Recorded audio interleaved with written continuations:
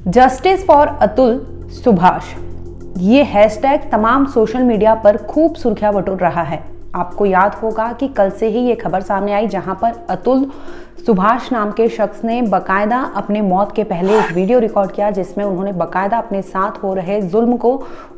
इजहार किया है, सारी चीज़ें बताई हैं, जिसमें उन्होंने बताया है कि किस तरह से वो टॉर्चर हो रहे थे, किस तरह से उनके साथ ज़्यादती हो रही थी, जिसके बाद उन्होंने घुटने टेक दिए और आखिरकार इतनी बड़ी ज़िंदगी, इतनी अच्छी ज़िंदगी उन्हें मजबूर हो गए वो कि इस तरह से वो इस दुनिया को छोड़कर चले गए और अपने पीछे छोड़ गए हैं वो वीडियो। इसके साथ ही वो तमाम जो उन्होंने खुद से वो नोट बनाए हैं, जिसमें उन्होंने सभी चीज़ों का जिक्र किया है कि आखिरकार ये दुनिया उन्हें क्यों छोटी लगने लगी और उनकी मौत जो है उन्हें इतनी छोटी लगती है कि वो मौत को गले लगा लेते हैं, बजाय इसके कि जीना वो पसंद करते हैं।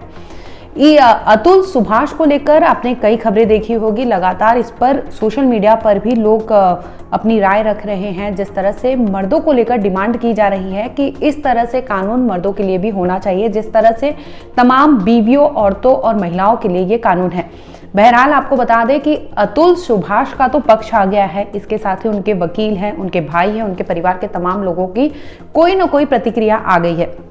ऐसे में ज़रूरत है उनकी वाइफ का भी बयान आना अभी बाकी है, क्योंकि उनकी तरफ से कोई राय नहीं आया है, उनकी तरफ से कोई प्रतिक्रिया नहीं आई है। हालांकि अतुल ने जो कुछ बताया है उसे देखकर, उसे पढ़कर आप अंदाज़ा लगा सकते हैं कि आखिर उनके और उनकी बीवी निकिता सिंघानिया के बीच में रिश्ते कैसे थे। इस वीडियो में अतुल सुभाष को लेकर तो मतलब अतुल सुभाष जो है वो एक जरिया है, लेकिन इस वीडियो में बात करेंगे कि आखिर पुरुषों को लेकर क्या कुछ कानून है और आखिर मर्द इतने मजबूर क्यों हो जाते हैं शादी के बाद कि वो इस तरह से चुप्पी साध लेते हैं और ना किसी को बिना बताए वो खुद ही भटकते रहते हैं, खुद ही अपनी चीज़ें झेलते रहते हैं, बजाय इसके कि किसी दोस्त या किसी यार से ये साझा किया जाए। वो खुद में चुप रहते हैं,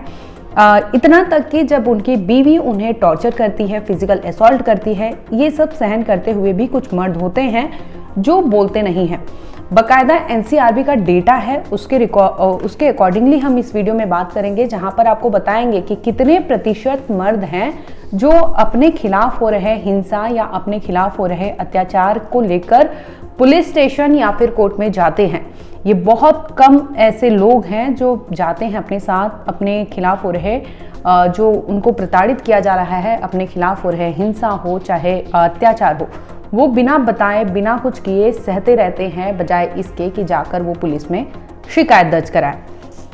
हम बात करेंगे साल 2021 में। अगर साल 2021 के एनसीआरबी डेटा की बात करें तो उसमें बता दें कि 1,64,000 से ज़्यादा कुल जो ये आंकड़े हैं, इतने लोगों ने खुद से मौत को गले लगा लिया था। इसके साथ ही आपको बता दें इन आंकड़ों में सबसे ज़्यादा जो टेंडेंसी थी वो शादीशुदा मर्दों की थी, यानी लगभग 81,000 से ज़्यादा पुरुष जो थे उन्होंने खुद से मौत को गले लगा लिया। अगर बात करें कि ये टेंडेंसी पुरुषों में ज़्यादा है, क्योंकि महिलाओं की अगर बताएं आंकड़े तो 28,680 महिलाएं थी जिन्होंने शादी के बाद इस तरह से मौत को गले लगाया। यानी साफ तौर पे ये कहना है कि कहीं ना कहीं वो अपने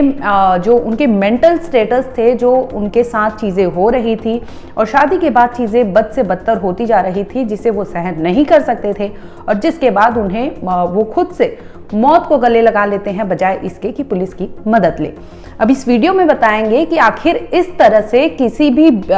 भी पुरुष को अपनी बीवी द्वारा हो रहे अत्याचार, चाहे वो फिजिकल असॉल्ट हो या किसी भी टाइप का वर्बल कम्युनिकेशन हो, तो ऐसे में उन्हें चुप्पी नहीं साधना चाहिए, उन्हें सामने आना चाहिए, समाज से परे आना चाहिए, जिसके बाद उन्हें कोर्ट हो चाहे पुलिस हो, इनके सामने जाकर वहाँ पर शिकायत दर्ज करानी चाहिए, क्योंकि ये चीज़ें धीरे धीरे आप झेलने के आदी हो जाते हैं और इसी का फ़ायदा उठाते हैं सामने वाले, चाहे वो मर्द हो चाहे वो महिला हो, दोनों के लिए। क्योंकि अगर आप किसी भी चीज़ों के आदती हो जाते हैं, अगर किसी भी तरह के आपके साथ अत्याचार हो रहा हो, चाहे फिजिकल असॉल्ट हो चाहे वो टॉर्चर हो, और अगर वो आप सहन करने की क्षमता आप बढ़ा लेते हैं तो धीरे धीरे सामने वाला आप पर हावी होने लगता है। यही ज़्यादातर केसों में आपने देखा होगा कि चाहे बीवी हावी हो जाती है हस्बैंड पर, चाहे अगर उल्टे में देखें तो हस्बैंड भी कभी कभी हावी हो जाता है बीवी पर। ऐसा नहीं है कि डोमेस्टिक वायलेंस के केस जो आते हैं भारत में, चाहे ऑल ओवर हम वर्ल्ड की बात कर ले, तो महिलाओं के साथ जिस तरह से हिंसा होती है उसके अभी भी दर जो है वो ज़्यादा है। लेकिन ऐसा बिल्कुल नहीं कहा जा सकता कि सिर्फ और सिर्फ जो ज़्यादती होती है वो शादीशुदा महिलाओं के साथ ही होती है और वो शादीशुदा मर्द ही करते हैं। ऐसे में बहुत बड़ी टेंडेंसी ये भी है कि कुछ महिलाएं जो होती हैं अपने हस्बैंड पर हावी होती है और वो इस तरह से अपने हस्बैंड को मजबूर कर देती है कि उनके पास कोई रास्ता नहीं होता कि आखिर वो जाए तो जाए कहाँ। आपको बता दें कि डोमेस्टिक वायलेंस एक एक्ट है जिसके तहत महिलाएं जो हैं, शादीशुदा महिलाएं जाकर पुलिस में शिकायत दर्ज करा सकती है कि उनके साथ जो टॉर्चर होता है शादी के बाद, चाहे वो डाउरी को लेकर हो, चाहे फिर वो हस्बैंड जिस तरह से उस अपनी बीवी के साथ ज़्यादती करता है, किसी भी तरह का असॉल्ट या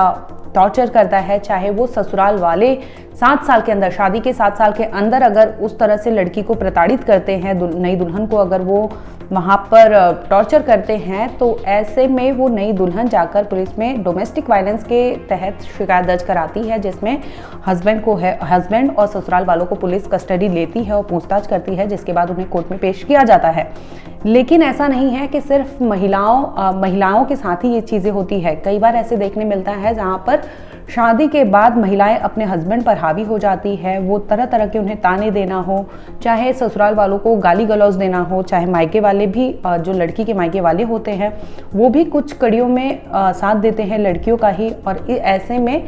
ससुराल वाले यानी लड़की के ससुराल वालों को वो भी गाली देते हैं। ऐसे में ज़रूरी है कि वो जो लड़का है यानी दामाद है उसे पुलिस की मदद लेनी चाहिए, जहां पर वो शिकायत दर्ज करा सकता है आईपीसी के तहत, क्योंकि इस तरह से जो भी चीज़ें वर्बल भी हो रही है, गाली गलौज भी है, तो वो उसके अधिकारों का हनन है। ऐसे में वो अपने अधिकार के खिलाफ जाकर शिकायत करा सकता है अपनी बीवी और उसके परिवार वालों के खिलाफ। अब बताएंगे इस वीडियो में कि पुरुषों के वो 6 अधिकार जिसे लेकर वो खुद पुलिस स्टेशन या फिर कोर्ट जा सकते हैं, जहां पर वो अपने ही साथ हो रहे अत्याचार, और वो भी कोई और नहीं बल्कि उनकी बीवी, क्योंकि डोमेस्टिक वायलेंस जो एक्ट है वो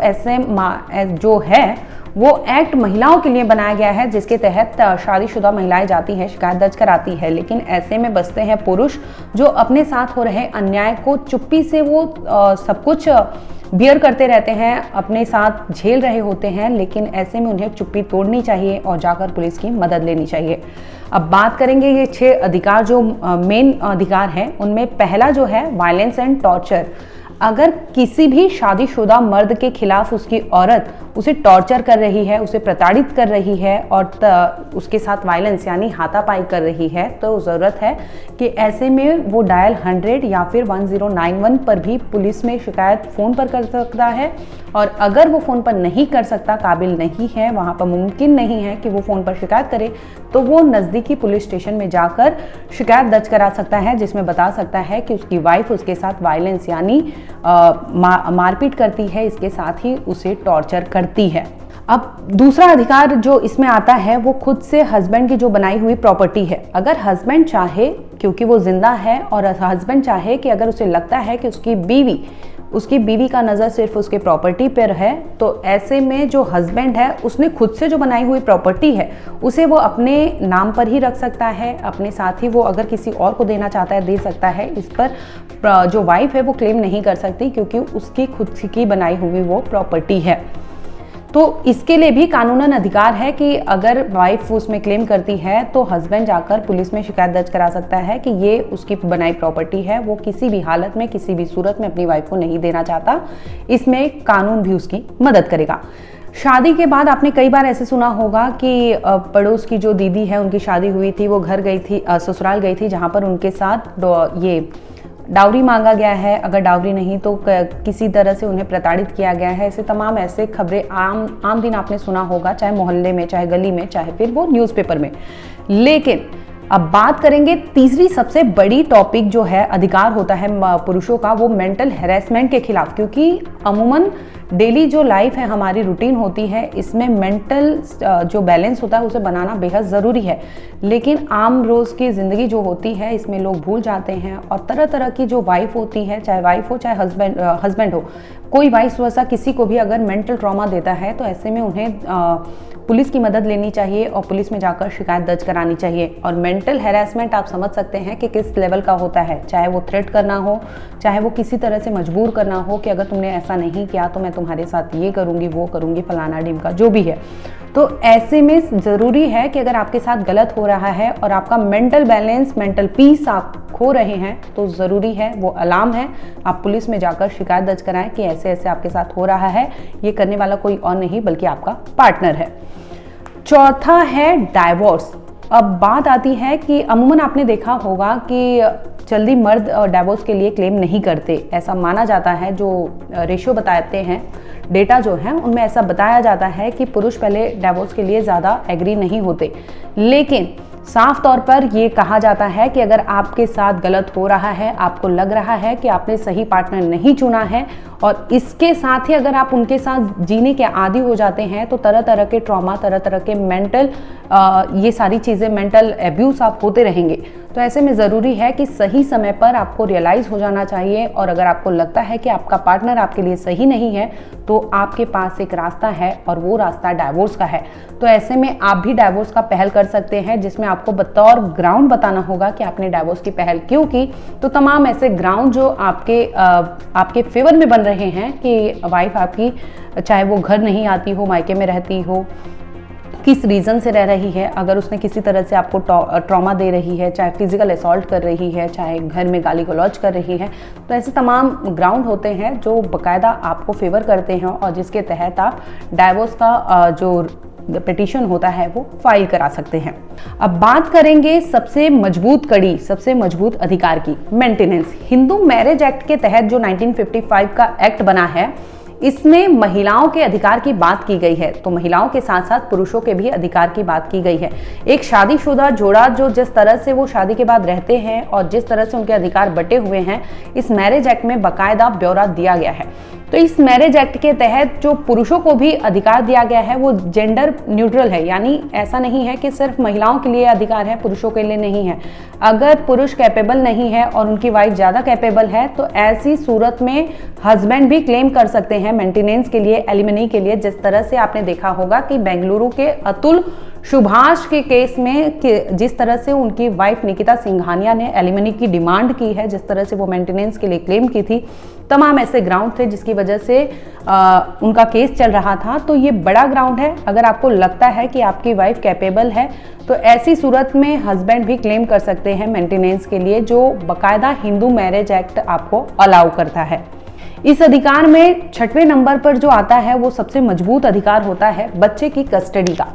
बहरहाल आपको बता दें कि अमूमन कोर्ट बच्चे की कस्टडी माँ की तरफ ही रखता है, लेकिन अगर एक तरफा डाइवोर्स हो, एक तरफा बच्चे का अधिकार की बात हो कि अगर माँ एग्री नहीं करती कि मैं बच्चे को देख रेख के लिए मैं कैपेबल नहीं हूँ, तो और या फिर कुछ ऐसा ग्राउंड है जो माँ के फेवर में नहीं है, तो ऐसी सूरत में कोर्ट बच्चे की कस्टडी ग्रांट कर देता है एक तरफा पेरेंट्स को, यानी बाप को भी ग्रांट कर सकता है।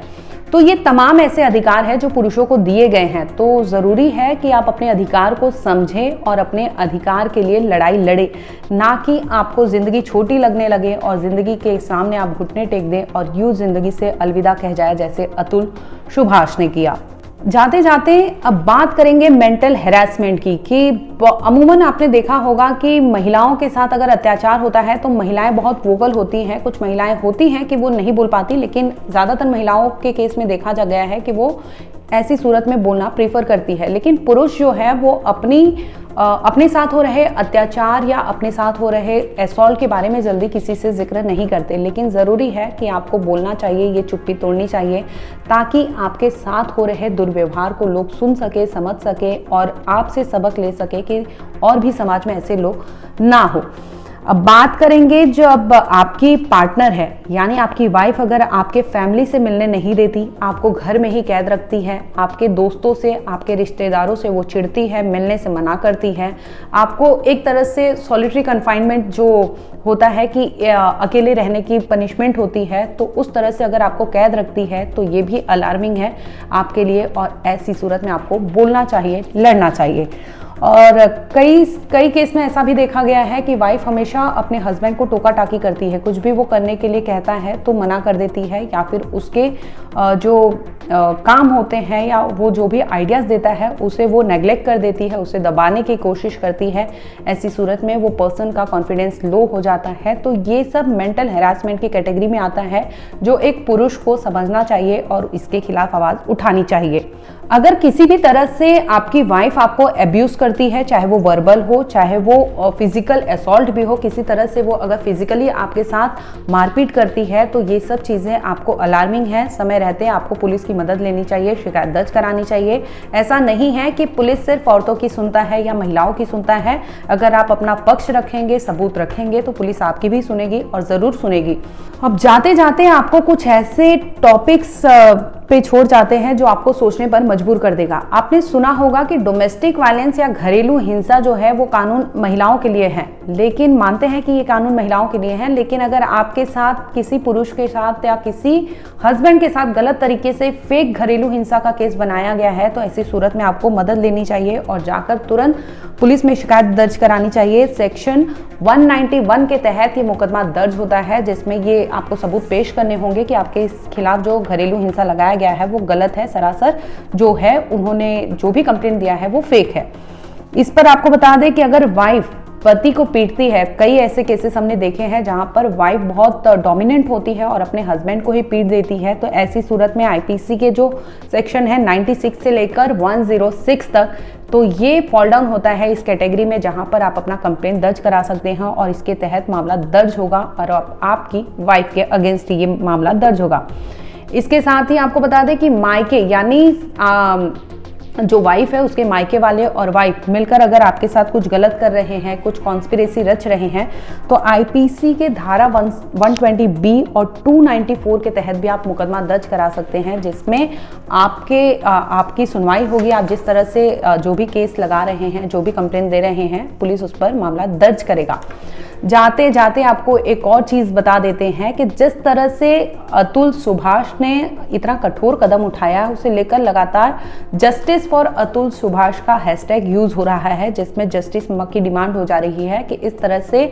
पुरुषों के फेवर में यहाँ पर इंडिया में कानून नहीं है, लेकिन ऐसा बिल्कुल नहीं है। हाँ, जिस तरह से आपको बता दें कि महिलाओं के लिए एक गवर्नमेंट ने बाकायदा कमीशन बना रखा है, नेशनल कमीशन फॉर वुमेन। इस तरह से ये भी PIL फाइल हुआ था कि जहां पर ये डिमांड की गई थी कि जिस तरह से नेशनल कमीशन फॉर वुमेन महिलाओं के खिलाफ हो रहे अत्याचार के लिए एक यूनिट, एक स्टैट्यूटरी वो बनाई गई है, इसी तर्ज पर पुरुषों के लिए भी बनाई जानी चाहिए जो नेशनल लेवल पर हो। हालांकि ये PIL जो है वो कोर्ट में पड़ा था, जिसमें ये डिमांड की गई थी कि पुरुषों के लिए भी नेशनल कमीशन फॉर मैन भी होना चाहिए, जिस तरह से महिलाओं के लिए भी कमीशन काम करता है। तो इस तर्ज पर भी डिमांड समय समय पर की गई है। फिलहाल इस मामले में बता दें कि इस तरह से किसी का भी जाना अच्छा नहीं होता, जिस तरह से अतुल ने मौत को गले लगाया। सोचने वाली बात है कि अगर आपके साथ अत्याचार, आपके साथ ज्यादती हो रही है, तो लड़ना चाहिए, डटकर उसका सामना करना चाहिए, मुकाबला करना चाहिए। भले ही देरी से सही, लेकिन आपको न्याय मिलेगा और न्याय पर भरोसा होना चाहिए।